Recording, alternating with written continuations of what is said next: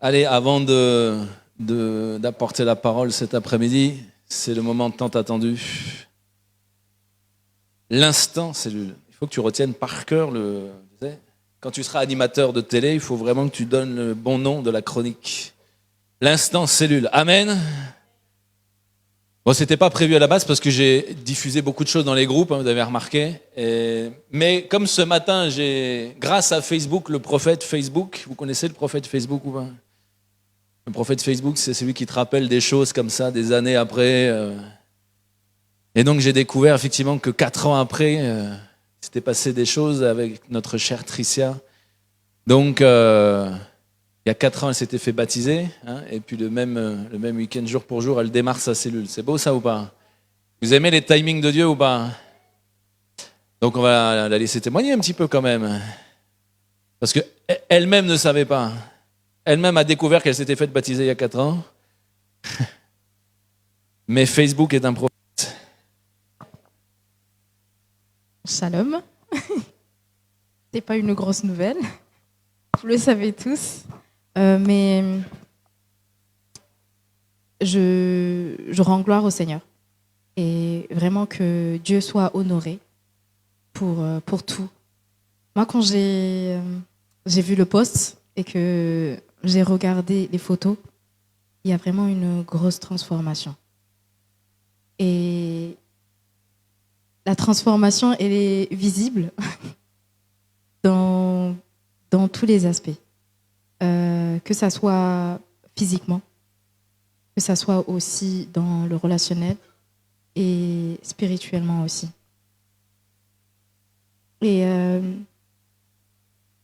moi, j'étais émue de me dire qu'il y a 4 ans, je ne savais pas qu'aujourd'hui, je serais là.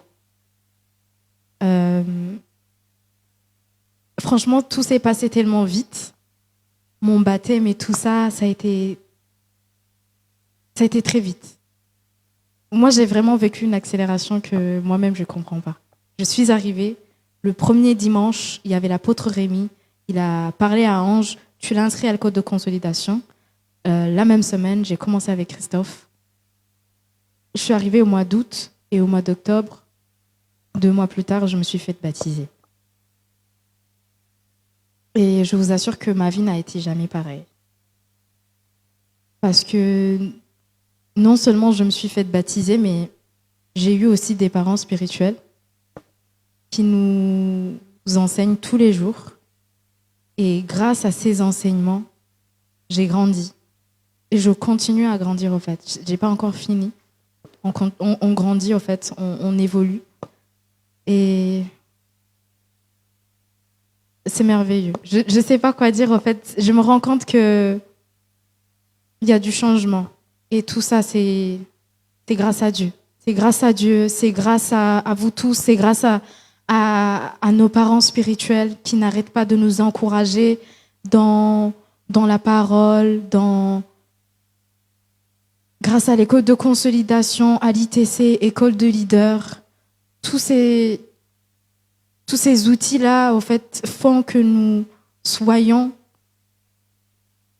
ce que nous sommes, en fait. Parce que c'est des outils qui sont centrés sur Dieu. Et donc, en fait, les lundis, il y a ITC, mardi, il y a intercession, mercredi, il y a call des leaders. En fait, tu peux pas. Qu'est-ce que tu vas faire? T'es coincé. Et tu ne peux que grandir. Et c'est vraiment une grâce. C'est vraiment une grâce. Et jamais j'aurais pensé vivre cette grâce-là et être là aujourd'hui. Et c'est impressionnant parce que j'avais vraiment essayé de faire la cellule. J'avais tout fait. J'ai essayé, ça marchait pas. À un moment donné, je me suis dit, bon, peut-être c'est moi, je fais quelque chose qui n'est pas bien. Peut-être que, au final, je suis pas prête. Peut-être que, je sais pas, il y a quelque chose à purifier, à sanctifier en moi. En fait, tu commences à délirer, en fait. Et on a fait la cellule de Nano. Et puis elle me dit, alors, ta cellule? Je dis, bon, on le fait samedi. Comme ça. Et puis elle me dit, ok, d'accord. Il y aura qui? Il y aura Edna et moi. Ok, parfait. Et puis, samedi matin, je me réveille. Et vraiment, il y a quelque chose qui me dit, appelle Mélissa. Mélissa, j'essayais de l'appeler, de prendre de ses nouvelles depuis mon retour de Bujumbura et j'avais rien d'elle. Et je l'appelle, elle répond pas, mais 2 minutes plus tard, elle me rappelle. Je lui dis, ça va, tu vas bien, tu viens à la maison? Oui, oui, oui, j'ai pas de clients, j'attends jusqu'à 19h et je viens. Ok, donc le temps d'aller faire des courses et tout ça, elle me rappelle, me dit finalement, j'ai pas de clients, j'arrive. Et la cellule a eu lieu. Franchement, c'était merveilleux. C'était dans la simplicité. Il y avait une présence de Dieu. Il y a eu beaucoup de choses. Il y a eu vraiment beaucoup de choses. Je sais pas. Ça a été vraiment prophétique dans le sens où toute la semaine, j'ai eu des douleurs physiques. Je vous assure, le samedi matin, j'avais l'impression d'accoucher. Je tremblais, j'étais avec mon amie Edna, elle peut vous en témoigner. J'arrivais même pas à tenir, au fait. On est allé faire des courses et je savais pas pourquoi je me sentais comme ça, je savais pas pourquoi j'avais mal au dos, je savais pas pourquoi, en fait, je prenais des médicaments, ça fonctionnait pas, ça marchait pas du tout, j'avais des émotions à bloc. J'étais pas moi-même, en fait. Et au moment de la cellule, Nano me dit quelque chose et tout prend sens, en fait. Et j'ai compris. J'ai compris, en fait, ce n'est que le début de ce que le Seigneur va faire. Et je me suis rappelée de quand Pasteur Paul m'a donné un bouquet de fleurs. Et tout a pris sens, en fait. Et merci Seigneur. Gloire à Dieu pour ça. J'ai pas de mots, c'est gloire à Dieu. Amen. Amen. Comment est-ce qu'on peut laisser entrer la présence de Dieu chez soi? Est-ce que vous savez où est-ce qu'on trouve cette parole de David? Cette question? Non? Les théologiens? Elle est où Nadège qui connaît tous les versets par cœur là. Alors ça vient d'où cette parole de David? Tu as atterri. Ça fait quand même 1 semaine qu'elle a atterri, mais bon. Il faut 1 semaine pour récupérer, hein, je comprends. Alors ça nous parle de l'Arche de l'Alliance. Eh bien, tu vois, elle se rattrape. Hein. Elle a atterri, c'est bon. Nadège est parmi nous. Elle est arrivée. Il y avait un petit décalage horaire, mais c'est bon, elle est parmi nous. Samuel 6, on va étudier un petit peu ce texte cet après-midi, mais rapidement, on va faire un peu le contexte, parce qu'avant de vous enseigner sur cette parole, j'ai envie qu'on comprenne un petit peu un certain nombre de choses. C'est quoi l'histoire un peu du peuple d'Israël par rapport à l'Arche de l'Alliance? Vous savez qu'à un moment donné, Israël va faire la guerre avec les Philistins, les ennemis de toujours. Et à un moment donné, ils vont faire une guerre et puis ça va pas bien se passer. Ils perdent une bataille, il y a 4000 morts. Et puis, et là, ils ont une idée incroyable, une idée magique. Ils se sont dit, bon, ça se passe pas bien sur le terrain, donc on va amener l'Arche de l'Alliance dans la guerre. Comme ça, on est sûr que là, on va gagner. Si on amène l'Arche de l'Alliance avec nous, c'est sûr, on a la victoire. Vous trouvez ça dans 1 Samuel, hein, les premiers chapitres du premier épître premier épître. Ouais, c'est une épître, hein, d'une certaine façon. Shalom. De la première lettre de Samuel. Et en fait, on va se rendre compte que le rapport que le peuple d'Israël avait avec l'Arche de l'Alliance est un mauvais rapport. Et l'Arche de l'Alliance, vous savez, c'est le symbole de la présence de Dieu. Et on voit qu'en fait, Israël n'avaient pas envie d'obéir à Dieu, ils n'avaient pas envie de plaire à Dieu, ils n'avaient pas envie de faire la vision de Dieu, mais par contre, ils avaient une vision très magique de la présence de Dieu.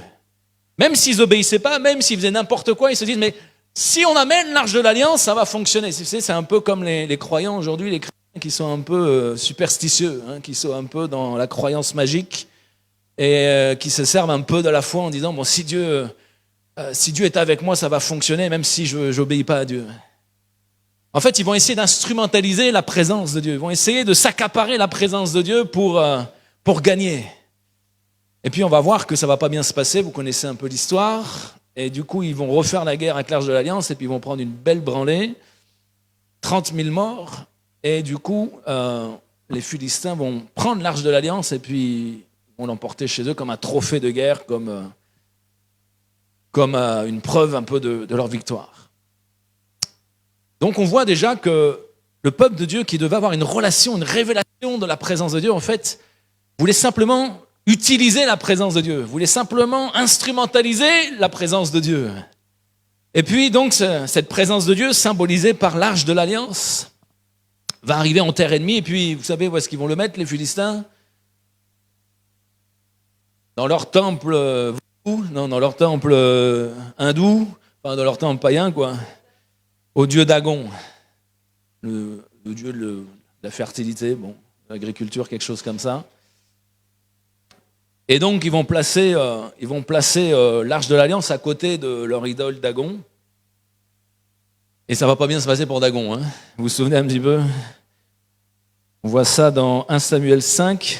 Il est dit, après s'être emparés de l'Arche de Dieu, les Philistins le firent entrer dans le temple de Dagon et la placèrent à côté de Dagon. Le lendemain, les Asdodiens se levèrent de bon matin et trouvèrent Dagon étendu le visage contre terre devant l'Arche de l'Éternel. Ils prirent Dagon, le remirent à sa place. Le surlendemain, ils se levèrent de bon matin et trouvèrent de nouveau Dagon étendu le visage contre terre devant l'Arche de l'Éternel. La tête de Dagon et ses 2 mains étaient abattues sur le seuil et il ne lui restait que le tronc. La main de l'Éternel pesa plus lourdement encore sur les Asdodiens et il fit des ravages parmi eux. Il les frappa de tumeurs à Asdod et dans le territoire qui en dépend. Et quand ils virent cela, les habitants d'Asdod dirent, l'Arche du Dieu d'Israël ne restera pas chez nous, car il fait peser lourdement sa main sur nous et sur Dagon notre Dieu. Donc la cohabitation entre la présence de Dieu et les idoles ne fonctionne pas bien. Dieu 1, les idoles 0, comme Marseille-Paris, vous vous souvenez? J'ai failli enseigner comment être un bon leader comme Marseille, mais on fera ça une autre fois. Amen. Je sais qu'il y a trop de Parisiens dans cette salle, donc c'est pas bon. Je suis en terre ennemie, je suis en terre philistine.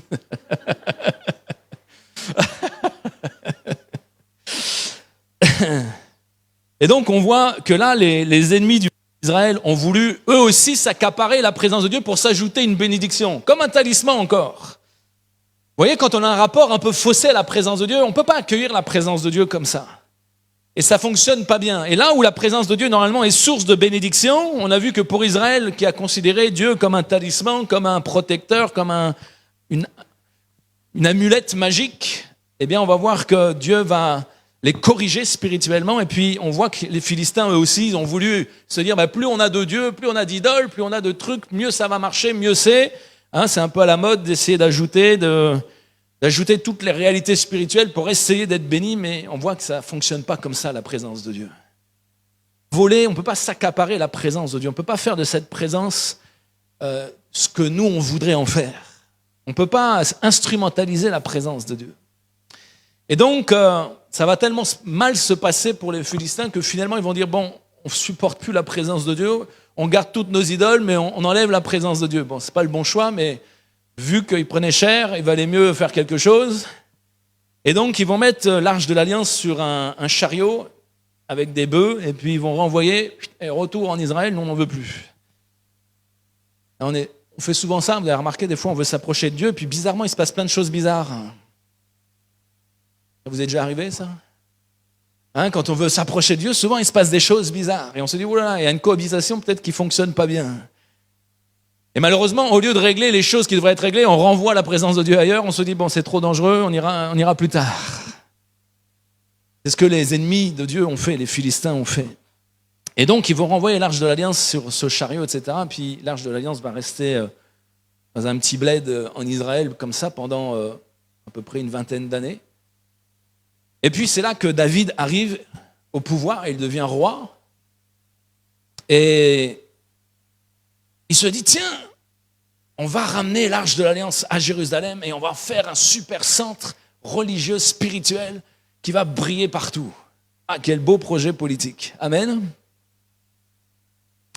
On lit ça ensemble. Alors, on est dans 2 Samuel 6, comme nous dit Nadège.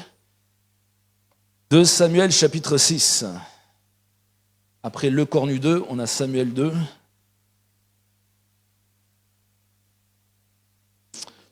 Bon, j'ai tenté la blague.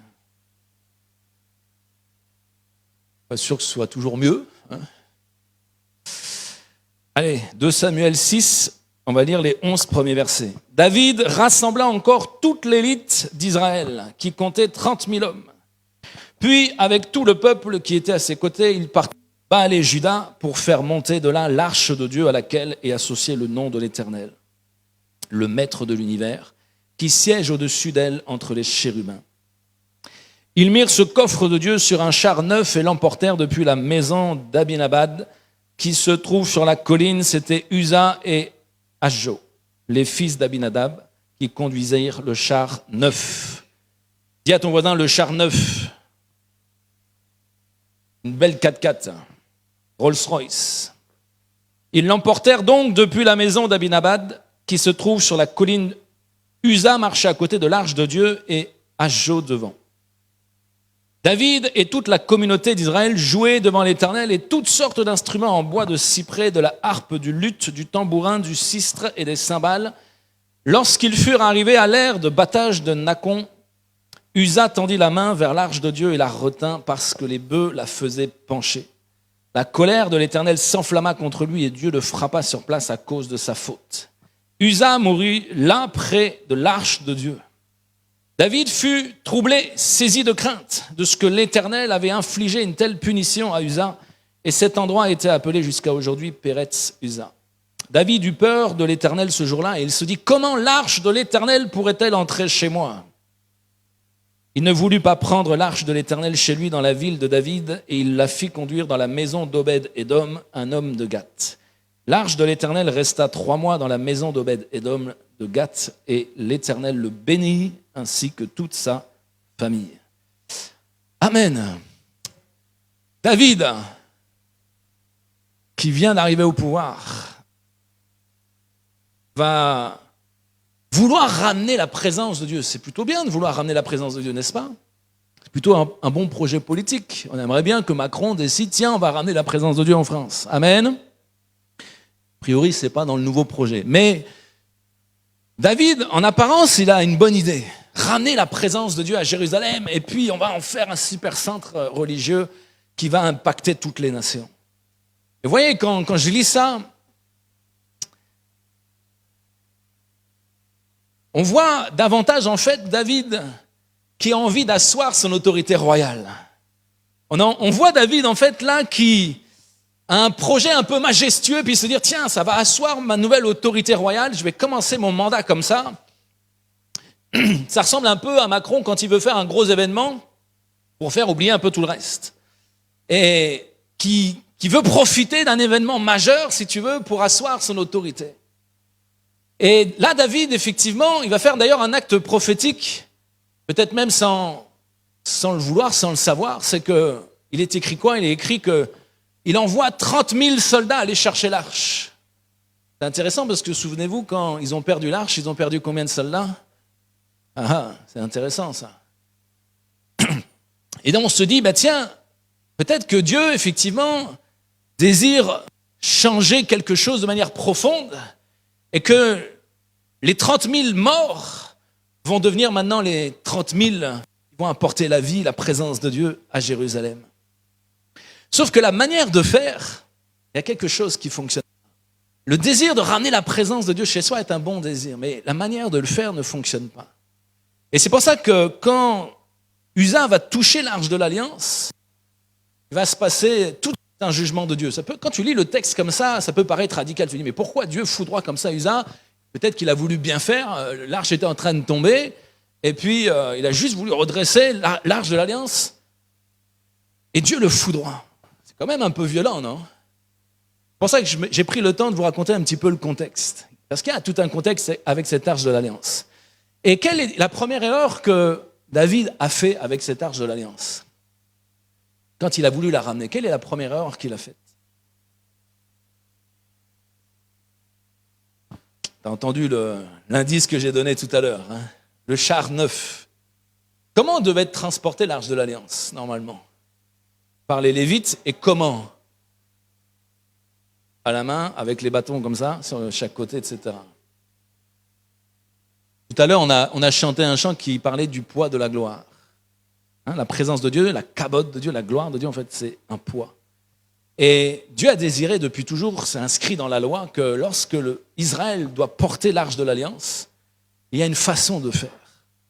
Et afin d'ailleurs que le poids de la gloire soit vraiment sur les Lévites. Ah, vous voyez, David, au lieu d'obéir aux prescriptions, tout à l'heure on a chanté quoi après la gloire? Alors nous enveloppe, ouais, ok. Et ensuite la phrase d'après. Que les lois de ton royaume règnent en nous. C'est-à-dire que tu vois, dans la manière même, dans les prescriptions pour transporter l'Arche de l'Alliance, il y avait l'importance que ce soit les Lévites qui portent le poids de la gloire. Et de respecter ces principes, c'était comprendre que les lois du royaume ont un sens. Dieu ne fait pas les choses au hasard. Et vous voyez, David, au lieu de respecter ces lois du royaume, au lieu de reconnaître ça, il va faire une erreur. Parce que dans son cœur, je suis persuadé que c'est d'abord un projet politique. Il veut profiter de l'Arche de l'Alliance, il veut faire un événement majeur où effectivement le peuple va se réjouir, un peu comme les Jeux Olympiques avec Macron, et on oublie tout le reste. Et sauf que, comment s'y prend David? Il lui envoie un char tout neuf avec des bœufs. Mais qui a fait ça en premier? Qui a transporté l'arche avec un carrosse et des bœufs? Les Philistins. Ouais.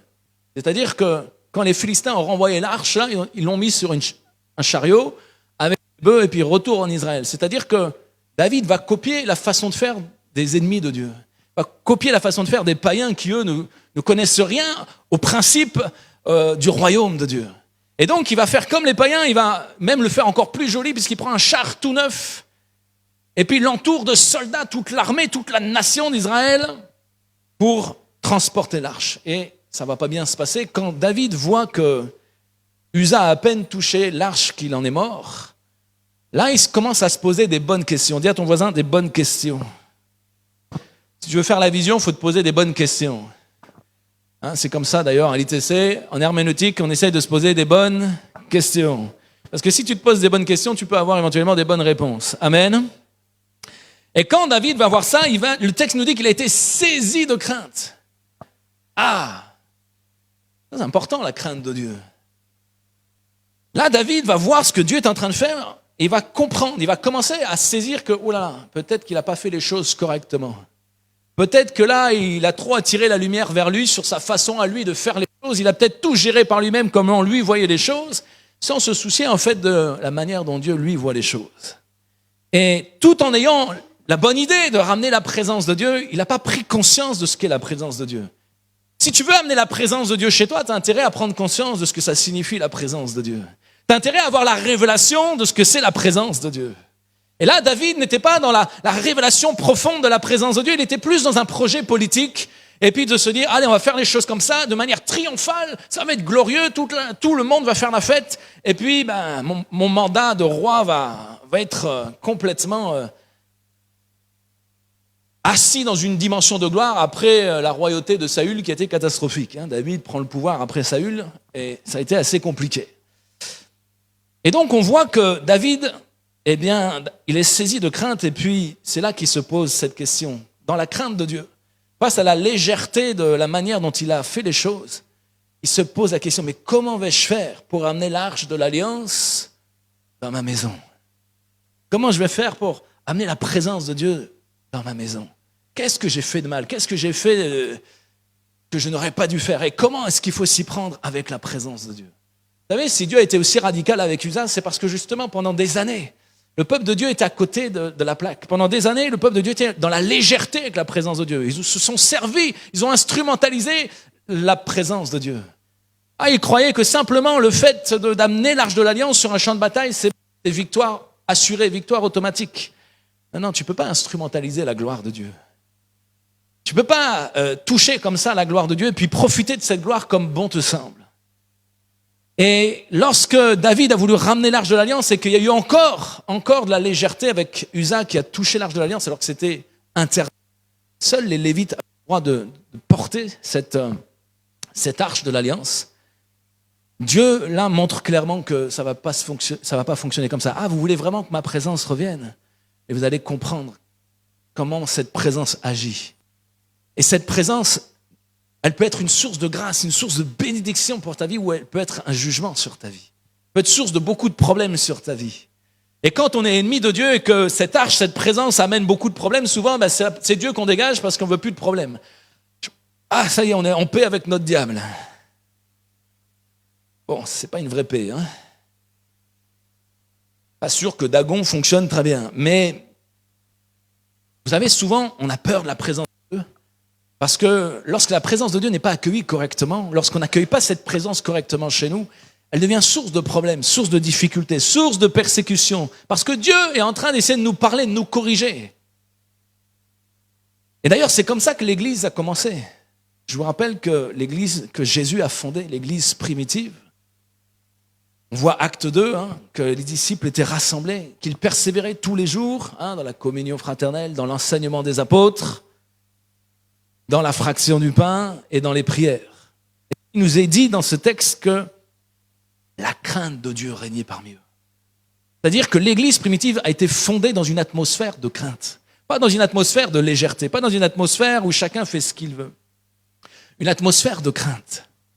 Parce qu'effectivement, lorsque la crainte de Dieu est là, ensuite, sa présence peut agir correctement dans nos vies.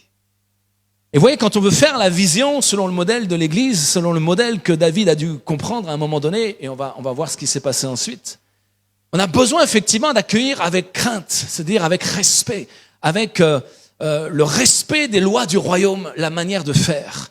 Jésus a établi la vision de son royaume.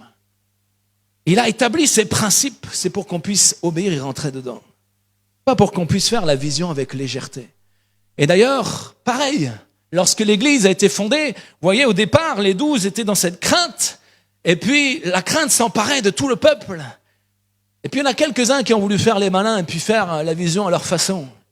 Et Ananias et Saphira ont voulu toucher à la présence de Dieu. Ils ont osé mentir au Saint-Esprit. Ils ont été foudroyés comme Usa.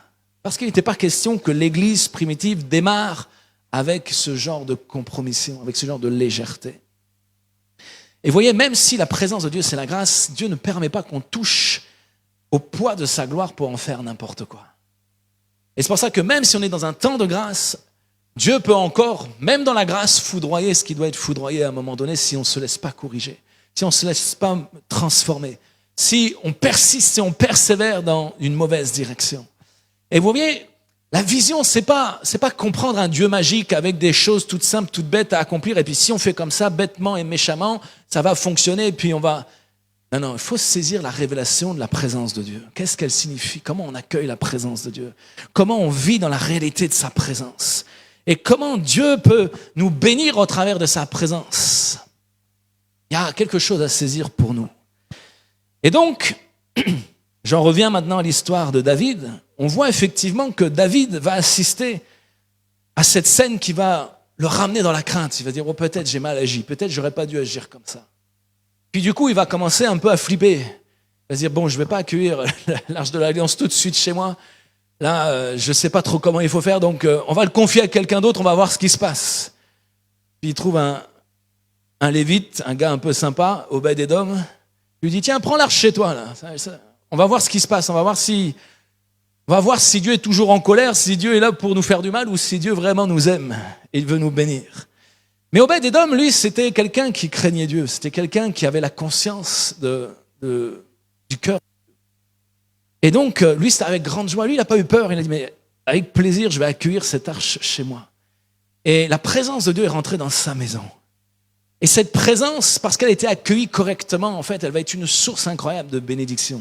Le texte nous dit que l'Éternel vraiment va bénir cet homme, toute sa famille, tout ce qu'il fait. Et c'est tellement insolent, c'est tellement visible cette bénédiction que David va se dire, bon, là il se passe quelque chose de bon, moi aussi j'aimerais bien avoir cette bénédiction. Et maintenant c'est le temps de récupérer cette arche de l'Alliance. Je veux moi aussi cette présence de Dieu chez moi. Mais cette fois on voit que David va agir complètement différemment. On va lire la suite du texte à partir du verset 13.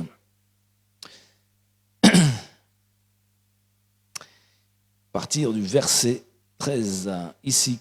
Quand ceux qui portaient l'arche de l'Éternel eurent fait 6 pas, on sacrifia un bœuf et un veau gras. David dansait de toute sa force devant l'Éternel et il était habillé d'un éphod en lin.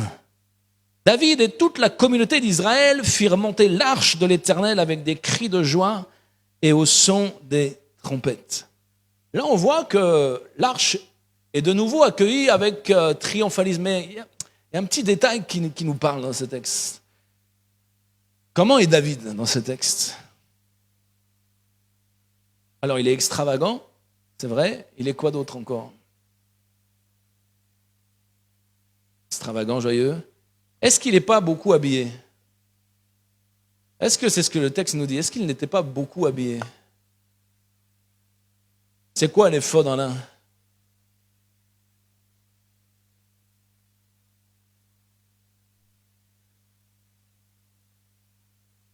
La robe de lin. Non, c'est important de comprendre. C'est bien ce que nous dit Margot. Bon, elle enseigne quand même l'histoire biblique d'Israël, donc forcément, elle doit connaître. L'éphod de lin, c'est pas être mal habillé. C'est pas avoir... moi, j'avais même entendu, il y a longtemps, très longtemps, des prédicateurs qui disaient que David était à moitié nu, il dansait à moitié à poil. Bon, le texte ne nous dit pas ça, en tout cas. Le texte nous dit qu'il était en éphod de lin. Et l'éphod de lin, effectivement, c'est la tenue des sacrificateurs. C'est-à-dire que cette fois, en fait, David va enlever son manteau royal, il va enlever ses habits royaux. C'est plus comme le monarque là qui va profiter de l'arche de l'Alliance pour asseoir son pouvoir, mais en fait il enlève tout ce qui fait écho à la royauté et puis il devient un serviteur, un sacrificateur. Et il accueille l'arche non plus comme un roi qui se tient au-dessus, comme si c'était son projet à lui de ramener la présence de Dieu, mais comme un humble serviteur qui va se réjouir, qui va adorer en fait la présence de Dieu. Et on voit que dans les deux façons d'accueillir l'arche de l'Alliance, il y a tellement de changements dans le cœur de David. David va comprendre. Il s'est posé la question, mais comment accueillir la présence de Dieu chez moi? Le texte ne nous dit pas ce qui s'est passé. Mais pendant 3 mois, visiblement, il a beaucoup réfléchi. Il s'est posé beaucoup de questions. Il s'est interrogé, mais qu'est-ce que j'ai fait de mal? Et certainement que s'il a enlevé son habit royal, c'est qu'il a compris la manière dont il avait accueilli l'arche la première fois. Il l'a accueilli comme celui qui voulait attirer la lumière sur lui. Son titre royal, c'est toute son importance humaine qui était presque plus importante que l'arche. Et là, cette fois, il enlève tout ça. Et puis, il se mêle à la foule et puis il danse comme un gosse dans tous les sens de manière extravagante. C'est-à-dire, on s'en fout maintenant du regard des autres. On s'en fout de ce que les autres vont penser. Là, je suis tellement heureux de pouvoir accueillir la présence de Dieu comme un adorateur. Et tu vois, c'est pas être mal habillé, mais par contre, c'est accueillir avec toute l'humilité, toute la simplicité, tout ce qui est des titres, tout ce qui est de l'importance des choses terrestres, tout ce qui fait partie de la richesse de ce monde. Ça n'a aucune valeur dans la présence de Dieu. Et quand on accueille effectivement dans la dimension du serviteur, alors effectivement, la présence de Dieu devient une source de bénédiction.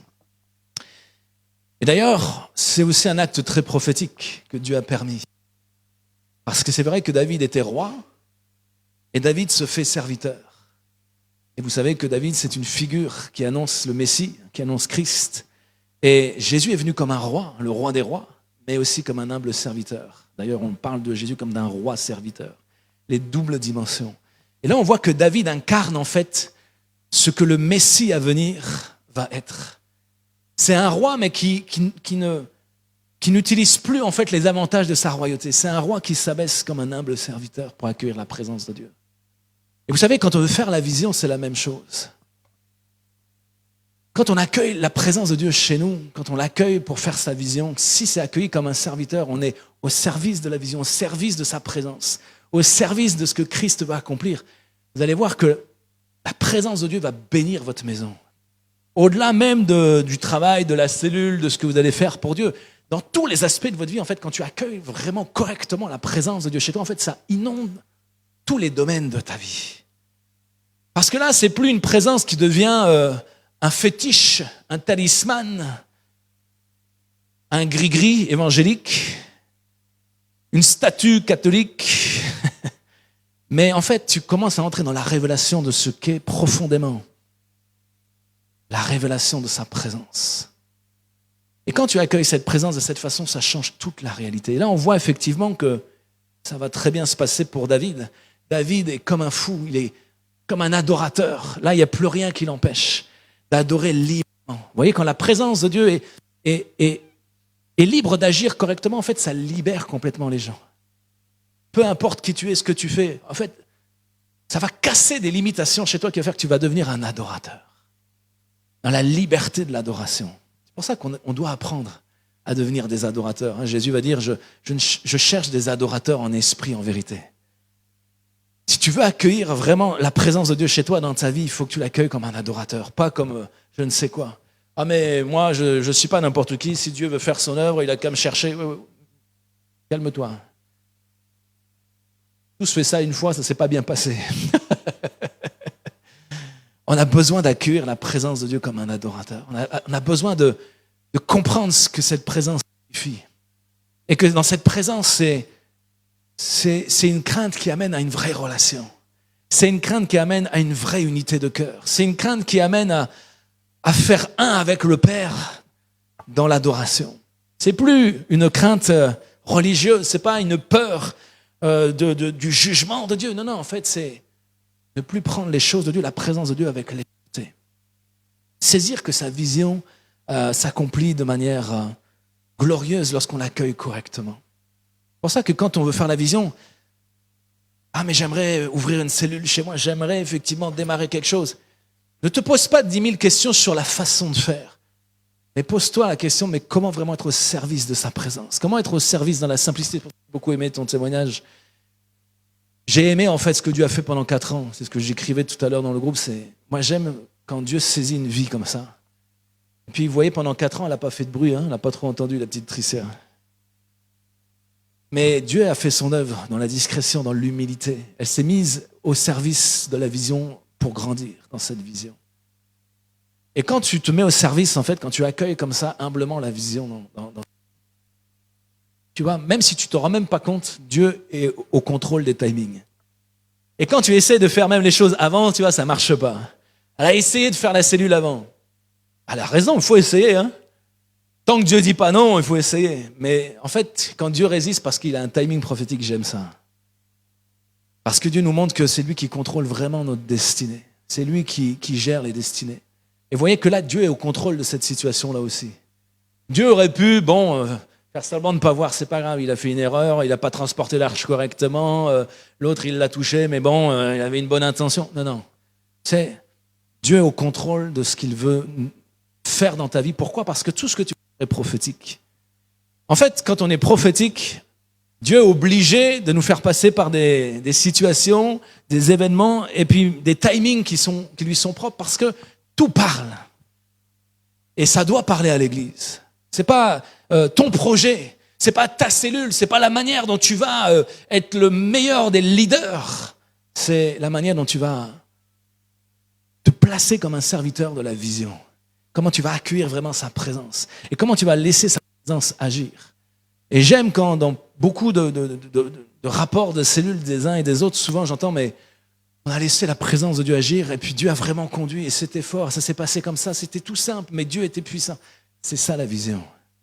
La puissance dans la simplicité. La puissance quand il y a des cœurs qui sont assoiffés de Dieu. La puissance qui se manifeste, la gloire qui se manifeste quand on accueille simplement sa présence. C'est pas une question de comment devenir un leader et puis on apprend par cœur la bonne théorie pour être un bon leader, on le met en pratique et puis c'est un leader, bien sûr tu peux apprendre des choses théoriques, mais un leader en fait tu vas être façonné dans sa présence. Tu vas être façonné par les situations, tu vas être façonné par les âmes que Dieu te confie, tu vas être façonné par les situations, les événements, les difficultés, tu vas être façonné dans ton adoration, tu vas être façonné quand tu vas te laisser utiliser correctement par Dieu. Et David a pris le temps de méditer, il a pris le temps de se poser des bonnes questions. Pas de se dire, comment d'un point de vue simplement organisationnel, gérer la venue de l'arche. Non, c'est qu'est-ce que j'ai mal fait dans mon cœur? Il y a un truc dans mon cœur, j'ai peut-être pas fait les choses correctement. J'aurais peut-être pas dû envisager ça pour ma propre gloire, pour mon propre royaume, pour mon propre ministère. Il y a peut-être quelque chose là que j'ai mal fait. Et David va se laisser corriger. Et tu sais ce qui se passe quand tu te laisses corriger, que tu es en train de changer. Elle nous a dit qu'en 4 ans, elle a été changée. C'est vrai ou pas? De toute façon, vous êtes tous témoins. Hein? Est-ce qu'elle a changé, notre Tricia? C'est ça la vision. Hein? Ça prend du temps, mais ça marche. Pourquoi ça prend plus de temps? Non, ça allait vite quand même, hein, chez Tricia, ça va. Hein? Tu vois, David s'est laissé pendant 3 mois, il s'est laissé façonner. Il s'est posé beaucoup de questions, il a médité. Il s'est laissé travailler dans la présence de Dieu. Et il va se réaxer correctement vis-à-vis de la révélation de la présence. Et qu'est-ce qui se passe lorsqu'on fait ça? Alors ça réjouit le cœur de Dieu, sa présence peut venir. Et qu'est-ce que ça déclenche ensuite? Qu'est-ce que ça a déclenché pour David, juste après? Hein? L'humilité. C'est l'humilité qui précède la gloire. Donc l'humilité était déjà là avant. Mais qu'est-ce que ça a déclenché après? Pourquoi est-ce que, par exemple, Denise nous dit, il a dansé, il était mal habillé? Pourquoi est-ce que tu penses ça? Ah si, tu as dit ça, j'ai entendu, mes oreilles ont oui. Beaucoup habillé. Pourquoi tu penses ça? Pourquoi tu penses ça? C'est intéressant. Pourquoi tu penses ça? Parce que tu l'as entendu, mais tu l'as entendu de qui? Ah, c'est qui Michal? Son épouse. Faites attention à vos femmes. Non, c'est pas ça. C'est pas ça le message. C'est pas ça le message. Hein? Reste tranquille, tu vas trop vite dans l'histoire. Et pourquoi son épouse l'a méprisé? Pas maîtrisé, mais méprisé. Des fois, les deux.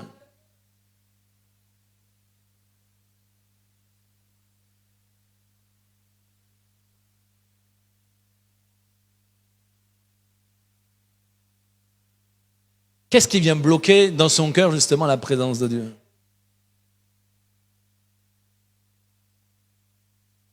Elle était attachée à quoi en priorité?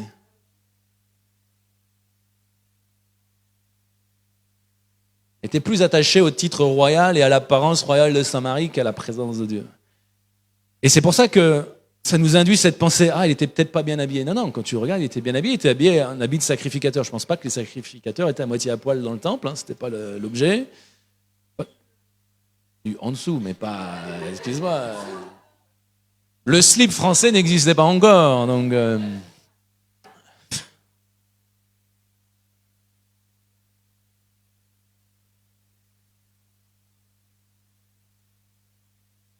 C'était pas un habit inapproprié puisque les sacrificateurs étaient habillés comme ça.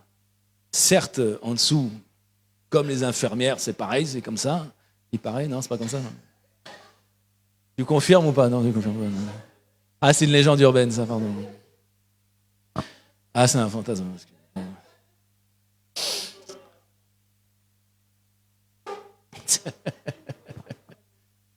Non, l'habit sacrificiel du sacrificateur était un habit correct aux yeux des hommes et aux yeux de Dieu. Par contre, vous voyez, cette femme qui était la fille de Saül. Hein, Michal, c'est la fille de Saül aussi. C'est-à-dire que l'esprit de Saül était sur elle. L'héritage qu'elle a reçu spirituellement, c'est pas le cœur du nouveau David transformé par la grâce. C'est l'héritage du roi Saül qui tombait dans la déchéance spirituelle la plus violente. Et Saül qui était prêt à tout pour conserver son autorité, sa royauté, malgré sa désobéissance. Vous voyez comment un mauvais exemple peut transmettre tellement de choses derrière. Et donc cette fille, la femme de David, la fille de Saül, elle est remplie d'une mauvaise compréhension de cette révélation. Elle parle de comment était Israël avant. Elle est l'image de cet Israël qui désobéissait à Dieu, qui n'était pas aligné avec la pensée de Dieu, qui n'était pas capable d'accueillir correctement la présence de Dieu. Elle aurait voulu effectivement que David soit glorifié, que son mari, que elle, au travers de son mari, soit glorifiée au travers de cet événement. Mais ce n'était pas le projet de Dieu. Le projet de Dieu, ce n'est pas que tu te glorifies. Le projet de Dieu, ce n'est pas que tu sois mis en avant. Le projet de Dieu, ce n'est pas que tu sois recouvert de choses majestueuses où les gens te regardent plus à toi qu'à la présence de Dieu. Non, là, le cœur du spectacle, ce n'était pas David, c'était l'Arche de l'Alliance, c'était la présence de Dieu. Et on lit ce texte pour nous rappeler ça, donc c'est à partir du verset 16. Michal, fille de Saül, regardait par la fenêtre lorsque l'arche de l'Éternel entra dans la ville de David, Et en voyant le roi David sauter et danser devant l'Éternel, elle éprouva du mépris pour lui dans son cœur. Une fois qu'on eut amené l'arche de l'Éternel, on a mis à sa place au milieu de la tente que David avait dressée pour elle. Et David offrit des holocaustes et des sacrifices de communion devant l'Éternel. Quand il eut fini d'offrir les holocaustes et les sacrifices de communion, David bénit le peuple au nom de l'Éternel, le maître de l'univers. Puis il distribua à tout le peuple, à toute la foule d'Israël, hommes et femmes confondus, un pain, une portion de viande et un gâteau au raisin, et tout le peuple repartit chacun chez soi. David retourna chez lui. Ah, là, il retourne dans sa maison. C'est là que les problèmes commencent. Quand tu commences à vivre quelque chose avec Dieu, que tu retournes chez toi, aïe, aïe, aïe, et qu'il y a un décalage, il y a un fossé dans le couple, dans la famille, ça se passe bien ou pas?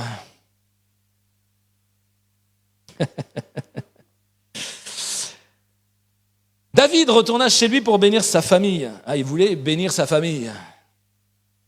Hein, quand tu es béni le dimanche comme ça, la grâce de Dieu tombe sur toi, tu as envie, je veux que ma famille soit bénie. Bon, ça va se passer comme ça va se passer.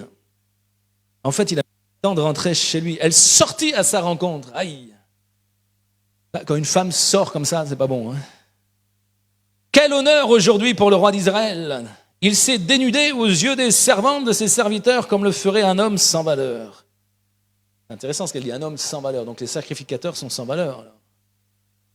Vous voyez ce que ça dit, hein? Sans valeur selon quelle vision, selon quel regard? David répondit à Michal, c'est devant l'Éternel qui m'a choisi de préférence à ton père. C'est un peu violent la réponse aussi, hein? Et à toute sa famille pour m'établir comme chef sur son peuple. Sur Israël, c'est devant l'Éternel que j'ai dansé. Je veux paraître encore plus petit que cela et m'abaisser à mes propres yeux. Toutefois, je serai honoré auprès des servantes dont tu parles. En profiter aussi. Hein, bon. Je veux paraître encore plus petit que cela et m'abaisser à mes propres yeux. Là, on a compris que David avait compris. Et là, c'est là que tu vois toute la violence entre toi qui reçois la vision, et puis des fois, ça peut être ton conjoint, ou ça peut être, peu importe, les personnes que tu vas accueillir dans ta cellule aussi des fois. Et là, tu sens que toi, tu es rempli de sa présence, tu es rempli de sa vision, tu veux bénir les autres, et ça ne se passe pas toujours comme tu l'entends. Tu sens que là, il y a un fossé énorme, ça devient compliqué. Parce que, en fait, quand tu as la révélation de sa présence, quand tu rentres dans la révélation de sa vision, tu n'es plus le même. Et ça déclenche, en fait, une guerre. Ça déclenche, en fait, quelque chose spirituellement qui va révéler en fait tous les problèmes. Là, le cœur de Michal est complètement dévoilé. En fait, toi qui es censé être mon épouse, toi qui es censé effectivement servir Dieu avec moi, en fait, tu révèles que ton cœur considère que même les sacrificateurs sont sans valeur. La vision n'a aucune valeur. La seule chose qui est importante pour toi, c'est les habits royaux, c'est l'apparence royale, c'est les titres. C'est le fait d'avoir du pouvoir sur les hommes. C'est ce que la terre aime. Tu es attaché aux choses terrestres comme ton père. Et c'est pour ça, dit-il, David, que Dieu a préféré que je prenne la suite et a dégagé ton père. Vous voyez, il y a des choses, en fait, on ne peut pas accueillir la vision avec n'importe quel esprit. Il y a des esprits en nous qui ne peuvent pas accueillir la présence de Dieu, qui sont hostiles à la présence de Dieu, qui attirent... effectivement, comme l'a très justement rappelé Margot, la stérilité. Parce que la fin du texte nous dit « Michal, fille de Saül, n'eut pas d'enfant jusqu'au jour de sa mort. » C'est-à-dire que lorsqu'on rejette sa présence, lorsqu'on vient mépriser ce que Dieu honore, en fait, c'est une stérilité. C'est-à-dire le contraire de la vision. Le contraire de ce désir que Dieu a, qu'on puisse engendrer, qu'on puisse se multiplier. Dieu va punir Michal dans son mépris, dans son arrogance, dans sa folie. Parce qu'au lieu de se repentir, au lieu de saisir ce que Dieu a fait dans sa présence, au lieu d'elle aussi de faire ce même chemin intérieur, de rejoindre le cœur de David en disant qu'il faut accueillir la présence de Dieu en adoration, elle va attaquer l'onction royale, elle va attaquer l'onction que Dieu a déposée sur cet homme, sur David, elle va attaquer la présence de Dieu, elle va attaquer ce qui a vraiment de la valeur pour Dieu. Et elle va entrer dans la stérilité. Vous savez, la présence de Dieu, elle est partout. Mais selon la manière dont on accueille la présence de Dieu, ça va produire des effets différents. Et quand on veut faire la vision, c'est pas une stratégie commerciale. C'est pas comment on va gagner des âmes et puis un maximum. Non, c'est pas une stratégie commerciale. C'est comment on va transformer chaque maison par la présence de Dieu. Comment ma maison va devenir la maison d'Ébed Édom. Comment ma maison va comprendre que la présence de Dieu, lorsqu'elle est accueillie correctement, elle produit quelque chose qui va se manifester de manière glorieuse. Comment on accueille le poids de sa gloire dans sa maison. Comment ce poids de gloire va faire la différence. Et quand tu accueilles dans ta maison cette réalité, est-ce que tu es prêt à ce conflit qui va se manifester, à cette hostilité que tu vas rencontrer avec certaines personnes qui ne vont pas supporter la présence de Dieu jusqu'elle change en nous. Oh, les gens veulent la présence de Dieu pour être bénis. Mais quand la présence de Dieu est là, en fait, elle change tout ce qui est mauvais en nous. Il y a une transformation qui se fait. C'est pour ça que la cellule, c'est un lieu de transformation. C'est un lieu où on se laisse transformer, où on change, on se laisse par Dieu pour de plus en plus, en fait, refléter la gloire de Dieu. Et quand on commence à changer, tu vas voir que ça fait beaucoup de différences, beaucoup de changements par rapport aux personnes que tu connais, aux personnes que tu fréquentes. Il y a des gens, ils vont être interpellés positivement, ils vont dire, mais toi, tu as changé, ça m'intéresse, il y a quelque chose en toi. Et Dieu te les confie comme des âmes et tu vas en prendre soin. Et puis il y a les autres personnes qui vont être comme Michal, qui vont avoir un esprit d'opposition, qui ne supportent pas que les ténèbres sont en train de devenir lumière. Ah, t'étais gentil tant que t'étais dans les ténèbres, mais maintenant, là, il y a un truc en toi, là, j'aime pas trop ça, là. M'étonne, parce qu'en fait, le problème de la lumière en toi, c'est que ça t'éclaire toi, c'est bien, ça te change toi, c'est bien, mais le problème, c'est que ça dérange les ténèbres autour aussi. Et ça, c'est ça la vision. Que chaque maison, en fait, on puisse accueillir correctement la présence de Dieu. Qu'on puisse placer correctement la présence de Dieu au milieu de notre maison. Et que cette présence de Dieu déclenche, soit vraiment cette source de grâce, de bénédiction, qui va apporter vraiment une atmosphère nouvelle, qui va changer complètement les choses. N'accueille pas la vision avec des mauvaises motivations comme David l'a fait au départ. N'accueille pas la vision, sa présence, sa gloire, avec une arrière-pensée. Comme Simon le magicien. Ah, ça parlait beaucoup à Simon le magicien. Ah, il y a une puissance, là, ça m'intéresse. Tiens, je vais prendre le pouvoir que les apôtres ont reçu. Tiens, ça m'intéresse. Vous le vendez à combien, le Saint-Esprit? Non, le Saint-Esprit ne s'achète pas. Sa présence ne s'achète pas. Sa présence ne s'instrumentalise pas.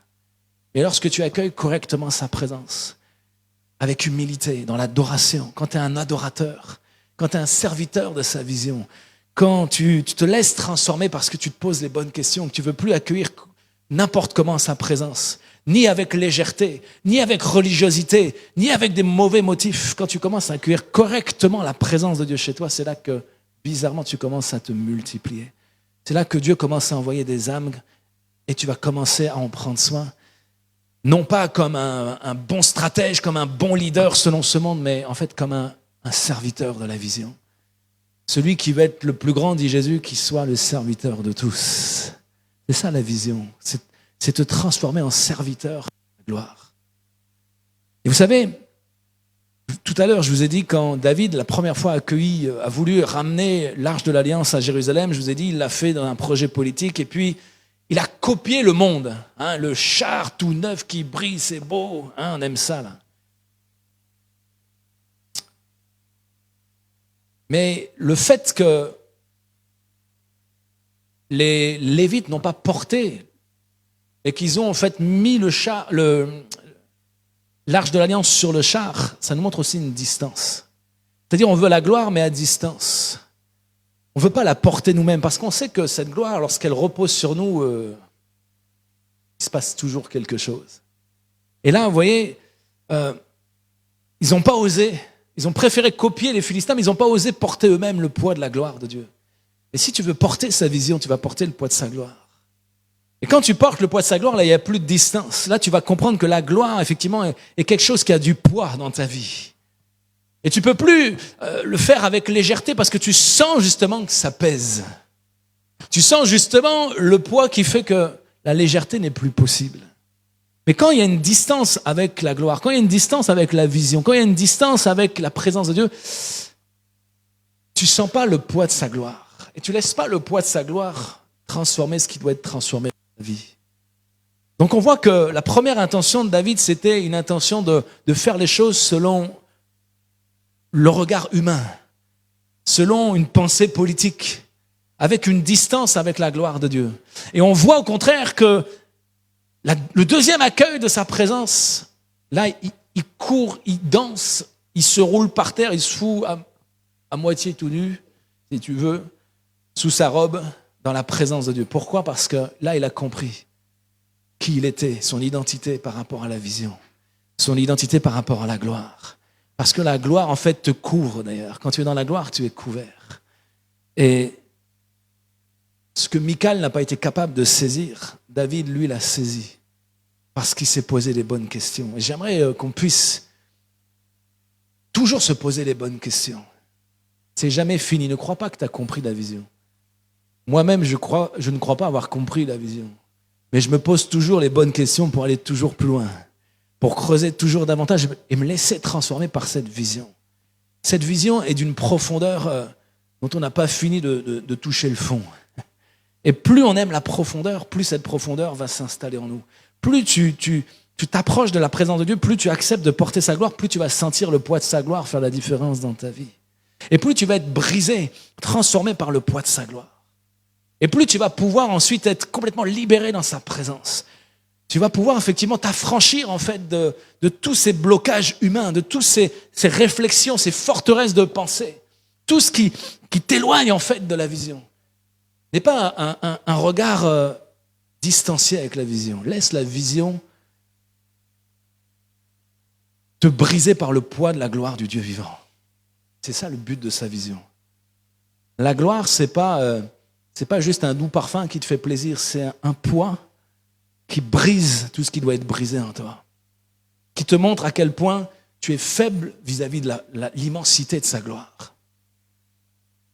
Pour ça, c'est important quand on chante des chants de comprendre ce qu'on chante. On veut que le poids de la gloire nous environne. Qu'est-ce que ça veut dire? Comment toi tu l'imagines? Ah, peut-être tu t'imagines là dans une petite nuée sympa.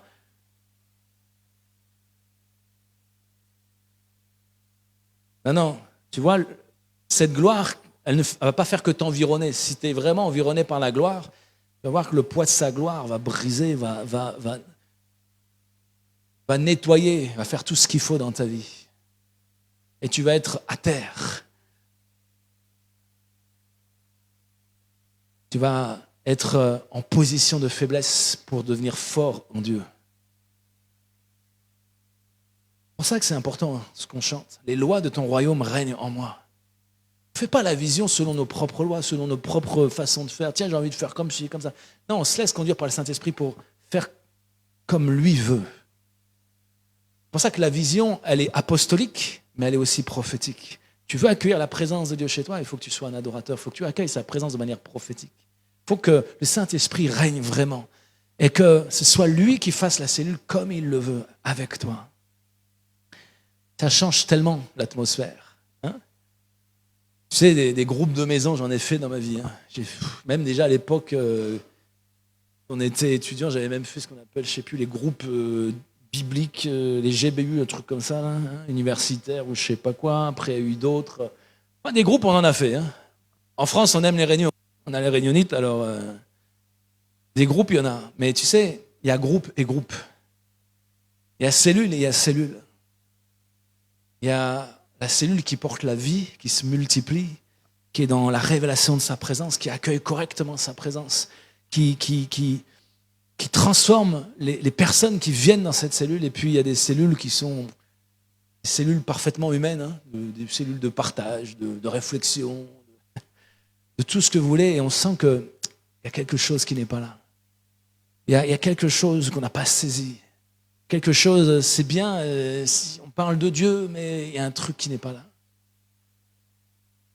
Je prie que ta maison ne soit pas juste un lieu de discussion et de partage, mais qu'au-delà de ça, ce soit vraiment un lieu où la présence de Dieu puisse régner correctement. Où cette présence, tu peux l'accueillir et tu vas voir que cette présence va faire la différence complètement. C'est pas toi qui vas porter la présence en réalité, tu vas voir que c'est sa présence qui va te porter. Au départ, ça te paraît lourd, le poids de la gloire, et puis t'es brisé, puis en fait, une fois que tu es à terre, c'est la gloire qui te soulève, et c'est la gloire qui te porte. Ce qui est impossible aux hommes est possible. Et c'est ça que tu vas vivre dans ta cellule, dans ta maison. Tu vas amener la bénédiction dans ta maison. Pour ça que souvent les gens, je sais pas, est-ce qu'il faut que je fasse une cellule, tu sais, tu fais ce que tu veux, mais Obed-Édom n'a pas regretté d'avoir amené la présence de Dieu chez lui. Même David n'a pas regretté, hein. Même si sa femme est sortie en furie, il l'a accueilli avec mépris, c'est pas grave. La présence de Dieu, elle vient chez moi, elle va s'établir, c'est elle qui va régner maintenant. La présence de Dieu est plus forte que ton hostilité, que ton refus, que ton mépris. L'autorité de Dieu maintenant vient dans cette maison. Je prie qu'en fait, c'est une révélation de ce que c'est une cellule de maison. Tu crois qu'en fait, c'est une stratégie d'évangélisation encore. Il y en a qui croient ça. T'as pas compris. T'as pas compris. C'est faire de ta maison la source de la bénédiction. C'est pas une simple stratégie d'évangélisation. Non, non, non. Laisse ça. Laisse ça aux religieux. Arrête d'évangéliser. Laisse ça aux évangélistes. Sois la vision. Accueille la vision. Accueille la présence de Dieu. C'est elle qui va évangéliser, c'est pas toi. C'est le Saint-Esprit qui convainc les cœurs, c'est même pas toi. Toi, tu ne fais que porter, tu n'es qu'au service de cette vision. Et en fait, au-delà du fruit que ça va faire dans la vie des gens, ça change l'atmosphère de ta maison. Tu vas voir que, j'avais pas d'argent, mais Dieu a quand même pourvu. C'est bizarre. À ce moment, c'est difficile, tout est contre moi. Mais bizarrement, je m'en suis bien sorti. En fait, parce que tu portes la vision te porte et ça touche à tous les domaines de ta vie. Et en fait, c'est plus toi qui vis, c'est la présence, c'est Christ qui vit en toi. Tu amènes la réalité du royaume dans ta maison. Tu vois, c'est faire une cellule, c'est que ta maison devienne en fait une maison, une source d'eau vive, une source de bénédiction, que ta maison devienne une tente d'assignation, que ta maison devienne un lieu de rencontre, un lieu de transformation, un lieu de gloire. Et en fait, tu vas te rendre compte que n'importe quel endroit, même cette ancienne boîte de nuit peut devenir en fait une tente d'assignation. Tu peux aller dans ton garage et faire du garage vraiment le plus beau des temples. Parce qu'il ne s'agit pas de décoration, il ne s'agit pas d'habits somptueux, il ne s'agit pas de protocole, il ne s'agit pas de religion, il s'agit de sa présence. Et David était 1000 fois plus heureux dans cette simple robe de lin, en mode adorateur, en mode sacrificateur, que dans ses manteaux royaux. Il pèse des fois tellement lourd. Tu vois, il ne s'agit pas de titre, il ne s'agit pas de ministère. Elle n'a pas de titre, elle n'a pas de ministère, Tricia. Bien sûr qu'il y a un don prophétique, on travaille, on guette, on jette un œil, on ne sait jamais. À un moment donné, on va peut-être reconnaître que Dieu l'appelle vraiment à un ministère. Mais en fait, on s'en fout. Le simple fait qu'elle ait compris, qu'elle ait accueilli la présence de Dieu, en fait, elle va faire la différence dans sa vie. Elle n'a pas besoin d'un manteau d'onction à 50 000 €, une écharpe d'onction. J'ai besoin, en fait, d'être la servante de la présence de Dieu, de te laisser travailler par cette présence et de changer l'atmosphère de ta maison. En fait, quand tu fais la vision, tu ne fais pas une stratégie d'éducation, tu es en train de changer l'atmosphère de ta maison. Tu amènes la réalité du ciel dans ta maison. Tu amènes la réalité du royaume dans ta maison. Et toute personne qui passe par cette maison, à un moment donné, au timing de Dieu, va saisir, va être touché par sa présence. Il se passe quelque chose. Quand il y a la présence de Dieu, il se passe toujours quelque chose. Tu permets en tous les cas une atmosphère de miracle. Tu permets une atmosphère de grâce. Tu permets en fait, des fois, de manière inattendue, à ce que Dieu t'amène des personnes qui vont être visitées. Et ta maison, tu la transportes parce qu'elle est en toi. Elle n'est pas que dans ta maison, elle n'est pas bloquée par les pièces de ta maison, mais partout où tu vas, tu transportes cette atmosphère du royaume. C'est ça la vision. C'est pas de venir à l'église, d'être pratiquant le dimanche pendant 3 heures, 3h30, 4 heures des fois. Il s'agit de pratiquer la présence de Dieu au quotidien. Il s'agit de pratiquer la révélation, de pratiquer la relation avec le Saint-Esprit, de pratiquer la profondeur dans la présence du Père. Et j'aime ce que Dieu fait. J'aime voir des vies transformées comme ça. Ça ne fait pas de bruit. La petite Tricia qui est venue comme ça sur le bout de ses doigts de pied, qui est arrivée en France, qui a débarqué en France. Mais son cœur était disposé à recevoir la vision, à être transformé par la vision. Et je prie que ce soit le désir de chacun, de tous ceux qui qui sont connectés avec nous. Que ta maison soit le reflet du désir de ton cœur. Que l'atmosphère de ta maison soit le reflet de ce qu'il y a dans ton cœur. Que ta maison, en fait, l'atmosphère dans ta maison soit le reflet de l'atmosphère qu'il y a dans ton cœur. Et je prie vraiment que tu puisses entrer dans cette liberté que David a connue. Cette liberté que David a connue dans sa présence. Je suis dans la joie cette semaine parce qu'il y a eu beaucoup de cellules qui se sont passées, mais ce n'est pas le nombre de cellules ou ce n'est pas même le nombre de personnes que vous touchez qui me touche personnellement. C'est l'atmosphère que je sens dans les cellules. C'est vrai qu'il y a eu la cellule en Guadeloupe qui a démarré, une belle mission, et on salue Maman Rose qui est connectée aussi avec plusieurs personnes de la cellule. On bénit la Guadeloupe. Hein? Ma femme a fait un bon travail là-bas, elle a vraiment semé la vision dans les cœurs.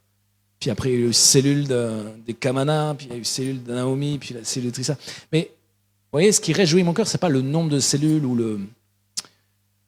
ou même est-ce que tu as prêché parfaitement le message Mais c'est l'atmosphère que je sens dans le cœur des leaders dans ces cellules. C'est l'atmosphère qui règne dans ces cellules. Et pour autant, c'est des cellules qui sont très différentes, avec des personnes très différentes. Mais lorsque on saisit en fait l'ADN du royaume, ça fait toute la différence. Et peu importe que ce soit en Guadeloupe, au fin fond de la campagne SCP, à l'Union, toi je ne sais même pas où t'es, tu changes tellement, je ne sais plus, t'es où toi? Lonagé, j'ai cru que tu allais dire, c'est prophétique ou quoi? Lonagé.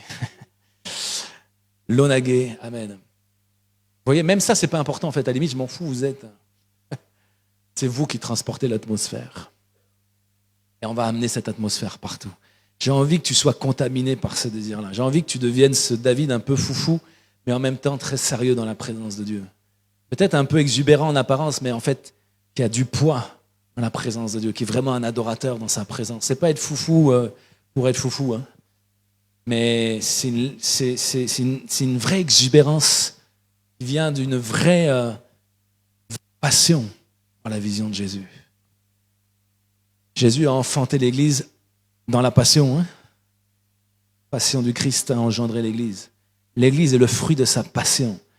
Que ta cellule, que ta maison soit le fruit de la passion de Christ dans ta vie. Amen. Donc arrêtez de me saouler avec des trucs religieux. Moi, j'ai pas de trucs à vous expliquer sur la vision. La vision. Amen. Non, je sais qu'on peut grandir de manière théorique aussi. On peut apprendre des choses, comment être un bon leader, comment bien s'occuper des âmes. Mais je t'assure d'une chose, c'est que la meilleure école, ça reste quand même l'école du Saint-Esprit, quand on est disposé à simplement se laisser transformer. En fait, on suit un modèle. Le modèle, il est parfait déjà. Jésus est le parfait modèle. Bien sûr, on peut apprendre, même théologiquement, des choses importantes qui vont poser des fondements dans nos vies. Des choses que vous n'avez pas vues ça de prime abord, mais en étudiant un peu, vous allez comprendre des choses. C'est vrai, la théologie nous ouvre les yeux sur beaucoup de choses. Mais je t'assure que le plus important, c'est la disposition du cœur. C'est la passion qui règne dans vos cœurs. Parce que même pour accueillir correctement la théologie de Dieu, il faut que nos cœurs soient disposés. Tu sais, tu peux écouter des enseignements théologiques et puis ça change rien en toi. Hein. Ou tu peux, au travers de chaque enseignement théologique, recevoir des révélations qui vont changer quelque chose au plus profond de toi. Et c'est tellement important, tellement important. Tellement important d'accueillir correctement la présence de Dieu. Et si tu le fais, tu ne seras pas dans la stérilité comme Michael, mais tu vas vraiment porter du fruit. Tu vas voir des vies changées, transformées. Oh, sois pas trop pressé. On n'est pas pressé dans la vision. Moi, j'aime quand Dieu travaille avec le temps. Vous savez, on ne peut pas devenir mature en 5 minutes. Hein. C'est ça que Dieu prend le temps. Ces 4 années, ce n'est pas 4 années de perdu pour Trissa, c'est 4 années où elle a grandi. On apprend la maturité avec les années. On saisit des choses qu'on ne saisissait pas avant à cause des années, à cause des situations qu'on vit dans la vie. Dieu utilise la réalité du temps, hein, la réalité des événements pour qu'on grandisse. Alors que ce soit encore une année, on va grandir ensemble. Hein, on va être unis pour grandir, pour vivre cette croissance.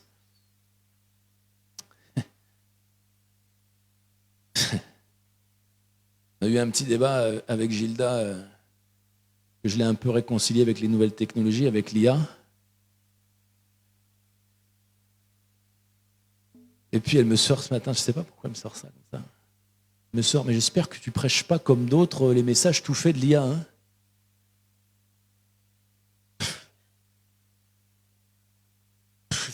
En fait, je ne me serais jamais posé même la question, tu vois, mais en fait, tu ne peux pas prêcher ce que tu n'es pas. Tu sais, l'IA peut t'apporter plein de théories, plein de trucs, hein, c'est bien, et pas toujours vrai, il faut vérifier aussi. Hein. Mais tu ne peux pas prêcher un message de quelqu'un d'autre, que ce soit l'IA ou même un autre prédicateur. Hein. Moi, je serais incapable de prêcher, tu me donnes la prédication d'un autre pasteur, je ne prêche pas. Hein. D'ailleurs, au début, quand j'avais connu la vision, il y a plus de 20 ans, au départ, il fonctionnait comme ça, tu vois. Il te disait, bah, tiens, dans vos cellules, je vous envoie un texte qui résume un peu le message du dimanche, et puis vous prêchez ça. J'ai essayé une fois, 2 fois, j'étais incapable de le faire. Je suis désolé, j'y arrive pas. Et moi, je peux prêcher que ce que je peux prêcher. Si ça vient pas de moi, j'arrive pas à rentrer dans ton truc. Je dis, ton message est très bien, hein, mais c'est pas mon message, en fait. J'essaye de faire ce que le Saint-Esprit me demande de faire. Et en fait, c'est intéressant parce que c'est ça la vision. Tu vas pas prêcher comme moi je prêche. Tu vas pas prêcher les mêmes choses forcément que moi, mais tu vas le prêcher avec la dimension que tu es, avec la personnalité que tu es. Tu vas le prêcher d'une façon qui est personnelle. Tu vois, la vision n'est pas une stratégie où on va recopier le même message ou comme dans certains fonctionnements d'église, toutes les églises prêchent le même message. Non, c'est possible. Hein.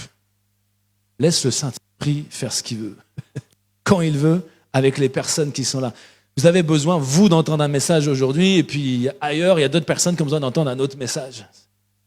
Vous savez, le Saint-Esprit n'est pas limité. Et la vision, c'est cet espace de liberté, que ta vie, que ton service soit dans la liberté. Là où est la liberté, là est l'Esprit du Seigneur. Amen. Le Saint-Esprit amène la liberté. Utilise tous les outils que tu veux, même l'IA, si tu veux. C'est un très bon outil. Je dis, l'IA, c'est comme l'argent. C'est un très bon serviteur, mais un très mauvais maître. Utilise des outils pour t'aider. Aucun problème. Mais l'IA ne prêchera pas avec l'onction qu'il y a sur ta vie. Hein. Amen. Donc, cherche pas dans les messages forcément des autres, cherche pas à laisse le Saint-Esprit te travailler. Et plus tu es travaillé par le Saint-Esprit, plus en fait tu vas prêcher naturellement. Plus ça va couler de toi, tu vas devenir une source d'eau vive. Que chaque cellule soit l'empreinte de la personnalité de chacun et de l'onction de chacun. Tu vois, on ne peut pas dire, bah tiens, il y a une cellule qui fonctionne, vous faites tous comme ça. Non, ça ne marche pas comme ça. Chaque cellule du corps, il y a plein de cellules différentes dans un corps. Hein. Chaque cellule vivante a sa particularité, a sa fonction. Hein. Chaque cellule a une atmosphère particulière. Et ce qui doit nous unir, c'est comment on accueille la présence de Dieu. Comment on accueille comme des adorateurs sa présence. Comment on accueille non pas avec légèreté, mais on porte réellement le poids de sa gloire. Comment nos cœurs sont disposés pour accomplir sa vision. C'est ça qui est important. Le reste, c'est des détails secondaires. Amen. Donc, voilà, c'était la prédication de ChatGPT. J'espère que ça vous a plu. J'espère qu'il n'y a pas eu d'erreur théologique. Non, c'est bien. N'ayez pas peur de l'IA, vous savez. Arrêtons de diaboliser tout et n'importe quoi. Je me souviens, nous, en 99, on nous disait surtout, n'allez pas sur Internet, c'est le diable. 3W, c'est 666. Je dis, oh putain. Avant ça, c'était la batterie et les guitares. Ça rentre pas dans l'église, c'est le rock'n'roll. Maintenant, c'est l'IA. Bon, les gars, foutez-nous la paix un peu. Hein. Vous êtes fatigants un peu avec nous. Hein. Lâchez-nous la grappe. Hein. Chaque génération, l'esprit religieux nous fatigue. Vous avez remarqué ça ou pas? Mais sachons utiliser ces choses comme des outils. Simplement comme des outils. Pas comme des choses qui viennent gouverner nos vies. Prendre la place de... Voilà. Tu vois, David a eu besoin de réfléchir par lui-même, de se poser des bonnes questions. Avant de poser des questions à l'IA, pose-toi d'abord les bonnes questions avec ton Dieu. Hein? Après, tu peux vérifier la réponse avec l'IA si tu veux. Mais nourris cette capacité de poser des questions et de trouver les bonnes réponses avec Dieu. En fait, la cellule, tu la verras même plus si c'est simplement le fruit de ce que tu vis réellement. Si la cellule ou si la prédication ou si le ministère est un poids, c'est que tu te forces à quelque chose parce qu'en fait, tu ne le vis pas toi-même. Mais en fait, quand tu vis ces choses toi-même, en fait, tu ne fais que être une source, ça coule naturellement. Pas besoin de forcer. Dis à ton voisin, pas besoin de forcer. Arrête de forcer. Pas besoin de forcer. Quelqu'un qui est rempli de l'enthousiasme, c'est-à-dire la joie de Dieu, la présence du Saint-Esprit, il n'a pas besoin de forcer. Quand tu forces, c'est que il y a un problème là. Tu ne peux pas donner ce que tu n'as pas reçu. C'est pour ça qu'il faut du temps pour recevoir. Et puis une fois que tu commences à donner, il faut encore du temps pour recevoir. Et puis une fois que tu continues de donner, il faut encore du temps pour recevoir. Et en fait, on se laisse renouveler sans cesse dans sa présence. On se laisse renouveler sans cesse dans sa révélation. Amen. On va prier là-dessus. Je sens qu'on va juste vivre un temps dans sa présence, c'est tout. Tranquillement, on va vivre une cellule. Ça vous va?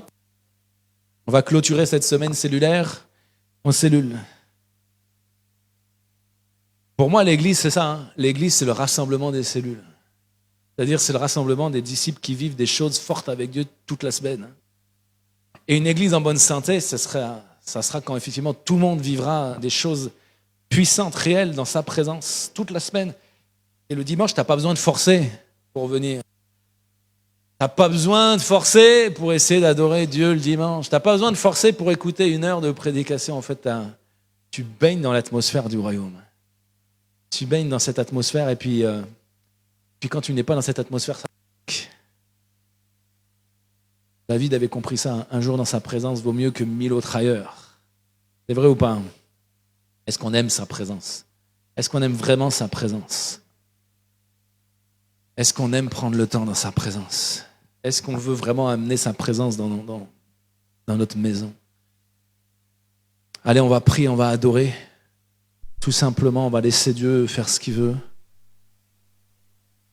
On va laisser sa présence, en fait, faire toute la différence. On va prendre ce chant qui nous dit « Ta présence, c'est le ciel pour moi ». On va accueillir le ciel. Tu le sentais? Ouais, c'est bien.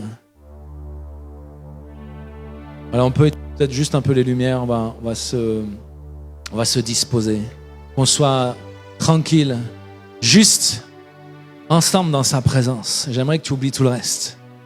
Oublie toutes les bêtises que tu as pu apprendre dans toute ta vie, puis juste recherche à nouveau sa présence comme David. Ramène sa présence au cœur de ta vie.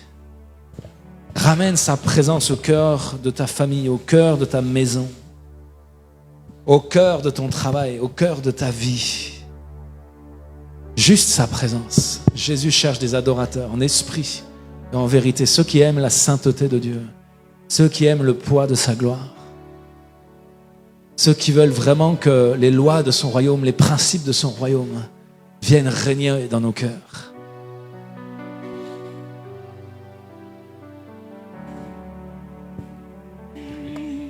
T'as pas besoin de grandes apparences, t'as pas besoin de beaux habits, t'as pas besoin de titres élogieux, t'as pas besoin de la reconnaissance de je ne sais qui, Tu as juste besoin de revenir à la simplicité de sa présence. Tu as juste besoin que le poids de sa gloire vienne faire toute la différence dans ta vie. Tu as besoin de connaître sa gloire. Fais-nous voir ta gloire, Jésus. Viens nous remplir de ta gloire. Que nous soyons des porteurs de ta gloire, des porteurs de ta présence. Non, sa présence, elle n'est pas transportée à côté de toi sur un chariot là. Sois un porteur de sa présence. Sois un porteur de sa gloire. Qu'il n'y ait pas de distance entre sa présence et toi. Qu'il n'y ait pas de peur de t'approcher de sa présence, de toucher sa présence. Au début, David a eu peur parce qu'il ne comprenait pas. Mais après, il a dansé dans sa présence. Il a sauté dans sa présence. Il était libre dans sa présence. Sois un adorateur libre, en esprit, en vérité. Arrête de te prendre la tête. Arrête d'avoir peur. Arrête de te culpabiliser de millions de choses. Juste aime sa présence avec profondeur. Allez, on adore ensemble ta présence, Seigneur. On accueille ta présence comme des adorateurs ce soir. Ta présence, c'est le ciel pour moi.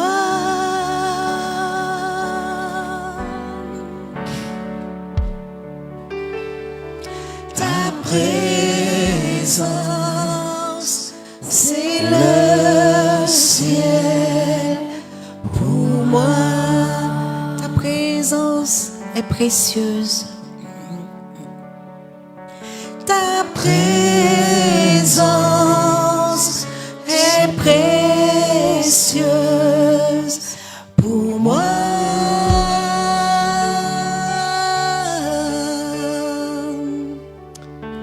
Ta présence est précieuse pour moi. Oui, ta présence. Ta présence est précieuse pour moi.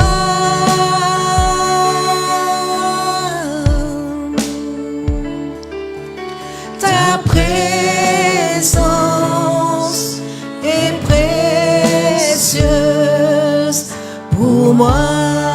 Oh Jésus, Jésus. Oh Jésus, oh Jésus, ta présence est précieuse pour moi.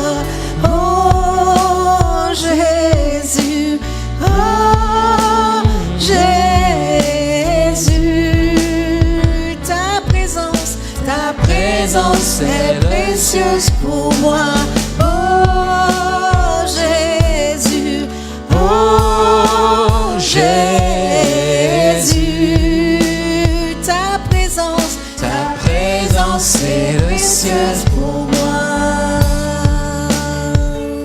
Prends quelques instants, juste commence à prier. Commence à t'approcher de sa présence. Invite sa présence dans ta vie.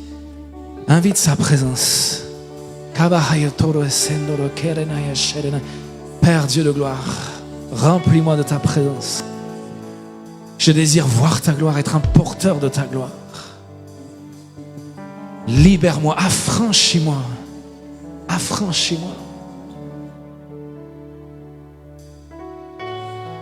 Que je sois vraiment libre dans ta présence. Commence à prier, commence à élever ta voix, commence à faire monter un parfum de louange, parfum d'adoration.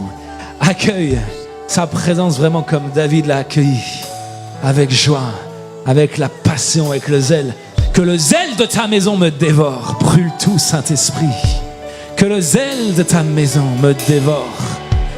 Ta présence est comme un feu. Ta présence est comme un feu. Viens brûler ma vie.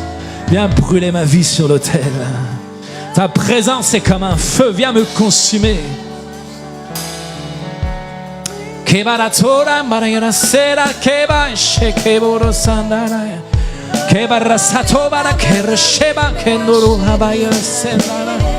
Adore ton Dieu, adore dans sa présence, adore dans sa présence.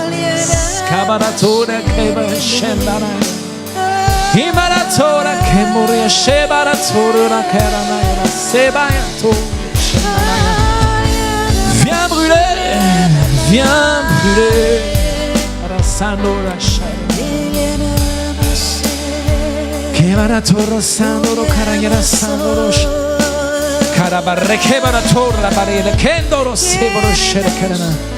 Viens inonder ce lieu de ta gloire. Que ta gloire vienne dans ce lieu, Père. Que le poids de ta gloire vienne dans ce lieu, dans nos vies.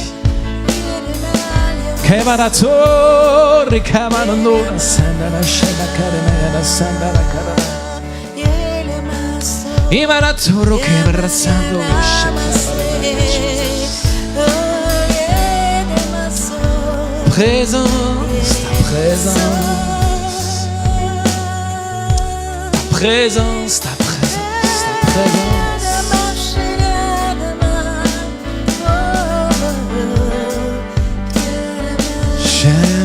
présence. J'aime ta présence. J'aime ta présence. Kabara yara keri na ira sori yashira. Tela bara tori le kare na yara sanda yashara keri na yara sanda yara keri na.